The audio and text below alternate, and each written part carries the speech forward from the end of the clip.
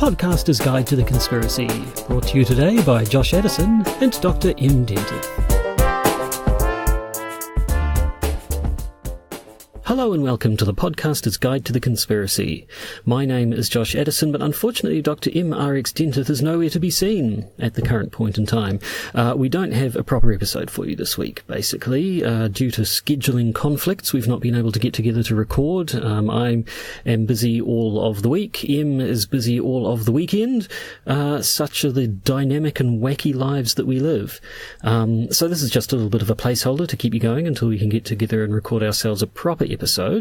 What I thought I'd do to fill a little bit of time is just do the previously on section, which we've been trialling out this year. So I guess we should play the little chime now. Em, can you arrange that? Previously on the Podcaster's Guide to the Conspiracy. Right, so where are we? The date as I'm recording this is the 27th of February. In 2015, around this time, we were 36 episodes into the Podcaster's Guide to the Conspiracy and already sick to death of false flag conspiracy theories. Basically because they seemed to show up absolutely everywhere in response to absolutely anything. I had already at that stage started calling them the lupus of conspiracy theories in reference to good old House. I had hoped that phrase would sort of take the conspiracy theory world by storm and spread around everywhere, but it looks like I'm the only one who uses it still. And since House has been off the air for about 6 or 7 years now, it's probably not going to catch on anytime soon. But that particular episode, M had come across an article on InfoWars, I believe it was, that had 42 examples of admitted false flag attacks, and we thought we'd have a look through them and found that there were some genuine false flags in there. By our count, about 13 of the 42 were genuine actual false flag incidents, mostly happening in wartime, which is sort of the origin of the false flag tactic, really. There were a bunch of them that either weren't false flags at all, or were sort of people had uncovered plans for false flag incidents that never actually eventuated. They were just things that people had talked about. So it was interesting to look at, and we found the list kind of undermined itself a little bit. While it did have a bunch of examples of real false flag incidents, it also had a bunch of ones that were really, really reaching and just ended up making itself look a little bit more desperate than it needed to be. But that's false flags for you. Around this time in 2016, M was off in residence in Romania, and the episode that we gave was M giving a recap of the Balkan PR Awards.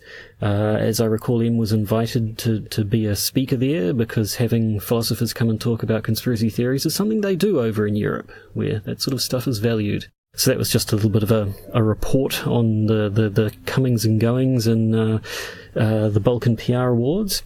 2017, I think this is one of those cases where what we're finding when looking back at old episodes, one problem is that you try to look at what happened on this date 2 or 3 or 4 years ago to discover that this date is almost exactly in between the dates of recording for 2 other episodes. So this one was kind of in the middle of 2, closest to the death of Kim Jong-nam, which we talked about, but I'm pretty sure we mentioned that last week in the previously one, because this is what I'm talking about. Sometimes it gets a bit mixed up. So we'll skip past that because we've already mentioned it. And finally, this time in 2018, we were talking about Jordan Peterson, that wacky scamp who's just done a number of talking appearances here in New Zealand as part of one of his many world tours. I'm at the time, I think this being the first time we talked about him, he was not. I might have heard his name at that point, but hadn't really gone any further into it. And so obviously he's of interest to us because where he talks about sort of the whole social justice warrior thing and the socialist left being involved in some sort of a plot to undermine all of, not necessarily a plot to undermine all of civilization, but a plot to further their views and agendas, which Mr. Peterson believes or Dr. Peterson, I should say, believes will result in the end of civilization. And I think I can speak for Em and myself here and say that neither of us is really on board with Dr. Peterson's message. I will admit, it's become the cliche that anytime someone criticises Jordan Peterson, one of his followers will insist that unless you've sort of read every book he's written, listened to every podcast he's spoken on, watched every video on YouTube, you don't fully understand his message, and therefore you're just taking him out of context, and anything you say about him is wrong. I have not read all of his books. I've read reviews of his books. I've seen snatches of his interviews. I've seen the occasional interview with him.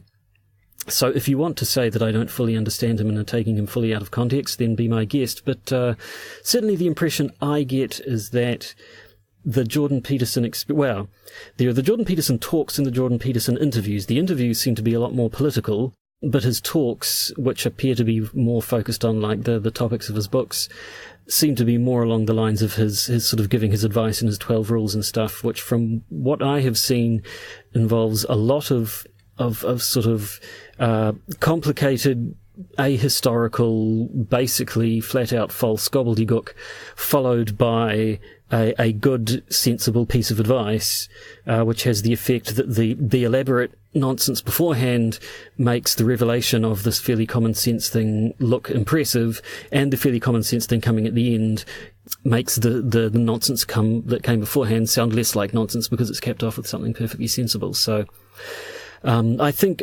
personally, I think you would be better off just copying down the 12 rules he says, following them, and actually ignoring anything else he has to say about them. Interesting, I think it was just yesterday I was looking on Twitter, and somebody said they've come to the realization that Jordan Peterson is the Gwyneth Paltrow of incels. And I think that's possibly the most true thing anyone's said about him. So there you go. And that was 2018, and now it's 2019, and now is now. So that concludes our little wee look back at what was happening previously on the Podcaster's Guide to the Conspiracy. Is this a good thing, guys? Any feedback would be appreciated. We sort of thought it could be a fun thing to do since we're in our 5th year of the podcast now. It would be interesting to look back at the various things we've covered and what was going on in the world of conspiracy theories at any time, but if this is not striking a chord with you guys, please get in touch and let us know what you'd like to hear more and or less of on this podcast. So I believe that's all I have to say today, just to give you something to listen to while you wait for us to come up with a proper episode.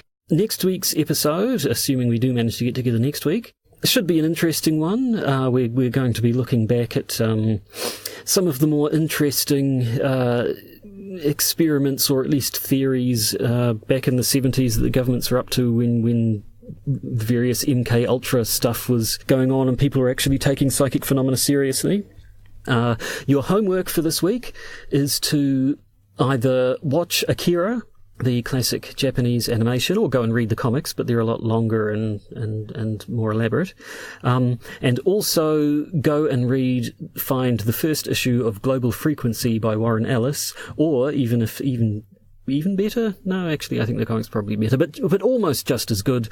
See if you can find the pilot to the Global Frequency television series, which was produced, never picked up, but then leaked online, and everybody thought it was very good. So, see if you can track those down. It might, but basically because I have looked at the beginnings of our notes for our next week's episode, and I can see fairly early on it's going to get derailed into just talking about fun pop culture, and those are probably the two pieces of pop culture that we will be most closely referencing. So it'd be nice if you know what we end up rabbiting on about. I mean, I don't know, we might actually stick on topic. Miracles have been known to happen, but chances are not that good.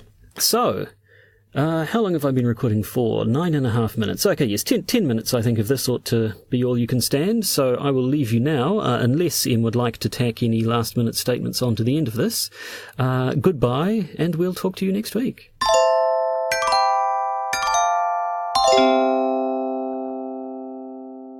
I do have some commentary, in part because I have to make a correction. In a earlier segment, i.e. the last segment, Josh got the timeline of when I became resident in Romania completely wrong, and also got the location of the PR award I attended completely wrong as well.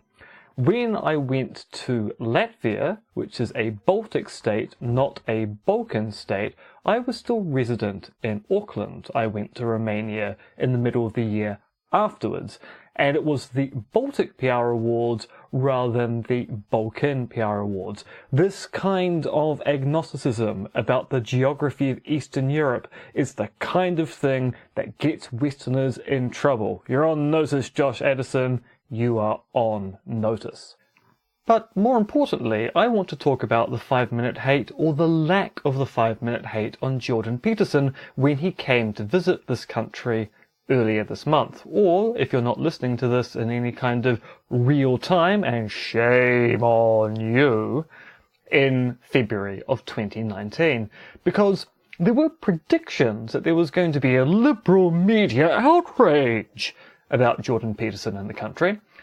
And there really wasn't. He was interviewed on a variety of different radio stations and on TV here, and got very little in the way of acclaim, or very little in the way of actual pushback. There was some argy-bargy about Peterson going on Twitter, but by and large, the cheerleader for Jordan Peterson, one Sean Plunkett, a broadcaster who, if you look him up on the internet, wears a rather striking rendition of an alternative New Zealand flag in a press photo, has been the only person who's actually been trying to get Jordan Peterson's message out there, and also the only person who's been trying to enrage the libs about Jordan Peterson. It turns out that maybe we learnt a lesson when Stephen Molyneux and Lauren Southern came to visit late last year, and realised that actually the best way to deny someone a voice is often just not to talk about them, which gets you into a really interesting debate about the way the liberal society is meant to work, with some people saying we must debate all bad ideas in public, and other people saying, actually no, sometimes the best way to deal with a bad idea is to not give it any airtime. You don't have to repress it by actively speaking out against it. Sometimes you simply go praise the good behaviour and ignore the bad. So I thought that was actually quite fascinating. Jordan Peterson, not Peter Jordanson, came to visit, and very little actually happened. Although I am told he had a very interesting interview on ABC over in Australia, where he was forced to sit down in a room with a transgender person, which is the kind of person that Jordan Peterson claims doesn't even exist. That must have been cognitively quite difficult for Jordan Peterson, and I don't feel sorry for him in any way, shape, or form. Finally, in lieu of doing the actual news, because one of the things which is interesting/frustrating about our new policy of the Trumpatorium, not talking about Donald Trump, although that may have to come to a brief end in a few weeks' time if the Mueller report really does come out, and whether it gets suppressed or isn't suppressed. There's a whole conspiracy theory here as to whether the Attorney General will actually publish all or only some of, or not even any of the report, but we might talk about that when the report comes out. One of the problems of the Trumpatorium is that an awful lot of the prominent conspiracy theory news that we find at the moment relates to Donald Trump, or it relates to Robert Mueller, or it relates to the Russia collusion scandal, etc., etc. There is other conspiracy theory news out there, but it's harder to find because of the noise of Donald Trump. So rather than give you an update on the news, we'll save that for next week because it gives me a bit of a backlog to work through, and instead I'm going to talk to you about work I'm doing at the moment, because I'm doing work on conspiracy theory, and maybe I should talk about that. So I'm currently in the process of writing 3 chapters and 1 journal article. So these are commissioned pieces. One chapter is for a book about conspiracy theories in Eastern Europe, particularly former Soviet bloc countries. It turns out that having spent time in Romania, I am now considered to be a bit of an expert on Eastern European conspiracy theories. This is particularly intriguing to me because 2 of the editors of this book are Romanian, and they got me to give a talk on Romanian conspiracy theories at a conference in Europe, and it is rather interesting being a New Zealander talking about Romanian conspiracy theories with two experts of Romanian conspiracy theories sitting in the room and being ever so petrified that maybe you don't understand Romanian politics as well as you think you do. So I'm writing a paper called Conspiracy Theory, Epistemology and Eastern Europe. It's a largely theoretical paper with only some discussion of conspiracy theories in Eastern Europe and only some discussion of conspiracy theories in Romania. But it's basically looking at how we define what counts as both a conspiracy and a conspiracy theory, and then putting forward the hypothesis that unlike Western Europe, the history of conspiracy in Eastern Europe is so massive and so all-embracing and pervasive that attitudes towards conspiracy theory differ there, which is probably more a sociological or psychological point than is an epistemological point, but also the sheer fact that it influences the way we talk about evidence for conspiracy. In Western Europe, conspiracies have been less common than in Eastern Europe, which is not to say they are uncommon. It's just that compared to Eastern Europe, they are less common.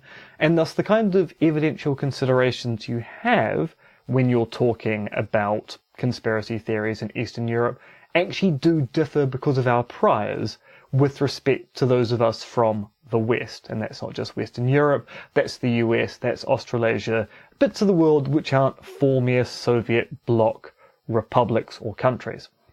Just realised I just did republics or countries there in scare quotes. We're not doing a video for this podcast. That was unnecessary. The other chapter, one of the other two chapters I'm writing on, is called Fun with Alex Jones and David Icke, How Weird Conspiracy Theories Inform Our Theories About Conspiracy Theory.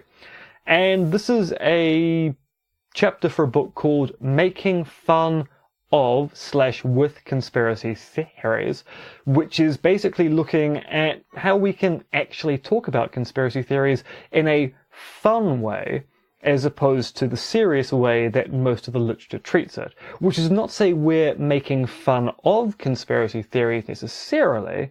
It's actually harking back to a point that Brian Keeley made in a conference back in 2015, which was, well, you know, often when we talk about conspiracy theories, we end up being really serious. But some of these conspiracy theories are actually fun to talk about. Why don't we actually have fun with conspiracy theories from time to time? And I'm looking at the kind of interesting way in which we often characterize conspiracy theorists as being your Alex Jones or your David Icke, and also looking at questions about how sincere these supposed exemplars of conspiracy theorizing are, particularly looking at the way that Alex Jones's reputation has been somewhat smeared by his own lawyer when his lawyer in court, when Alex Jones was being sued for custody, actually said that Alex Jones is a performance artist, something which Alex Jones then denied on air. But of course, as people say, he would say that, wouldn't he? He's a performance artist. So looking at questions like that, how does sincerity come into it? And should we be using these people as exemplars in the first place anyway? Now, the third chapter I'm working on is for a book called Conspiracy and Philosophy. And it's called From Alien Shape-Shifting Lizards to the Dodgy Dossier, the Conspiracists and the Conspiracy Theorists. And in part, this is a new attempt to look at the problem of conspiracism, which is a paper I had published in Argumenta last year, but also taking some of the stuff I didn't include in that article, but I had extensive notes on, and kind of doing a much more general audience approach to talking about the problem of conspiracism and whether indeed conspiracism is a problem that needs to be solved, or is it a problem that's been basically invented by conspiracy theory scholars who have a pejorative gloss on what conspiracy theory means. And it allows me to do a little bit of discussion of pop culture because I'm talking about the character of Jerry Fletcher, who is played by Mel Gibson in the film Conspiracy Theory, and the character Brill, played by Gene Hackman, in the film Enemy of the State. And what was remarkable about that is I thought there was a kind of a 10-year difference between conspiracy theory and enemy of the state. And it turns out they're largely contemporaneous, and yet in many respects, Conspiracy Theory, the film, feels like a much older rendition of the story than Enemy of the State does. Enemy of the State feels more modern, and that might be because it has a much more modern style with Will Smith than Conspiracy Theory does with Mel Gibson, a person who, of course, is associated with a large number of conspiracy theories as well. Finally, I am working on an article, once again this is a commission piece, called When Ought and How Should We Investigate Conspiracy Theories? A Philosopher's Perspective. This is for a special issue of a journal which is looking at theoretical perspectives on conspiracy theory. Largely from the perspective of, ought we to debunk all conspiracy theories, or should we take some of them seriously? The actual general schema of the pieces is meant to, what's your perspective about debunking conspiracy theories or not debunking them? How is your approach actually shaped by the discipline you belong to? Do you use particular big examples in your work? Are you worried about the political, economic, social, historical, or cultural context in which conspiracy theories operate? And how would you go about investigating and debunking or not debunking such theories? And what strategies could we propose as a way of engaging with examples of conspiratorial thinking? Now, this has been put forward by a group of editors who are somewhat sympathetic to the notion that conspiracy theory has a pejorative gloss which it doesn't deserve, but the request for papers was written in such a way that we're going to get people from both sides of the coins, or as I call them, the generalists, those who believe that conspiracy theories are generally unwarranted, or at least are psychologically problematic to believe, and the particularists, which is the philosophers, and some sociologists who go, no, you have to engage in conspiracy theories on the actual evidence. And this is going to be an interesting paper to write, because it's not just me talking about philosophy, it's also me talking about my particular approach to dealing with conspiracy theory. And of course, part of that is this podcast. Because one of the things which is great about doing the podcast is that for me as a researcher in conspiracy theory, it means I kind of have to keep up to date with the wonderful plethora of different conspiracy theories out there. If I wasn't doing the podcast, I probably wouldn't be so well-rounded when it comes to the variety of different examples I can use. Because when you deal with conspiracy theories, whether you're sympathetic towards them or not, it can get a bit overwhelming, especially since a lot of them require a lot of work to unpack, to work out what's the central claim, what does the claim of conspiracy actually look like? How do we deal with these claims? What kind of evidence should we be looking for? Who are the experts? Who are the self-appointed experts who may have no actual expertise, etc., etc. And so you can get really bogged down by looking at a specific example, and a whole bunch of other contemporary things just slip past you really quickly.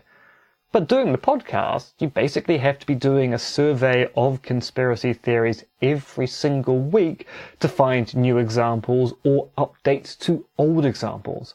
And so part of my approach to dealing with conspiracy theories, and my approach to which ones do I think are plausible versus those which I think are implausible, is informed by the kind of research work that this podcast requires me to do, and for Josh to do, week in, week out. So that's going to be fun. And that's basically 10 minutes of me jabbering on about stuff that I'm doing, which is all rather fun and exciting. So hopefully that gives you your podcast this week. There won't be a patron bonus episode this week because, well, we'll be doing more of that next week when we record our proper episode about the Stargate program and other things with dubious names sometimes used by people in Hollywood. And I was just thinking, Stargate, you have Stargate SG-1, Skywalker, you had Skywalker Ranch, where some of the psychic experiments occurred, and of course you've got Luke Skywalker, you've got Skywalker Digital, which is one of the Lucasfilm sound things. There's a whole bunch of references to conspiracy theories encoded into the Hollywood landscape, which does make me think that at some point in time, we probably should do a discussion about Illuminati symbology in music videos and in Hollywood. I think we've touched upon this from time to time, but I don't think we've ever actually done an entire episode to it. So with one hand over my eye, I'm going to say goodbye for now.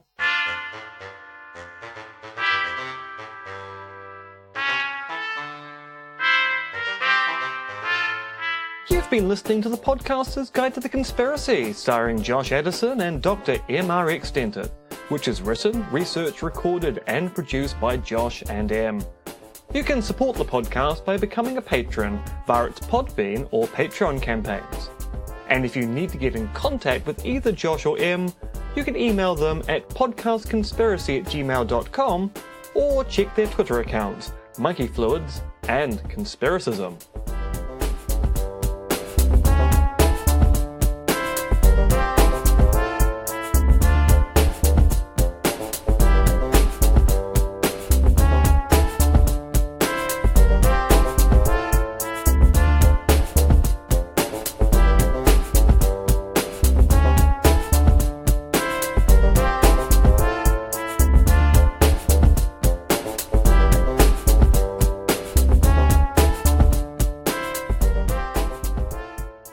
And remember, oh December, what a night.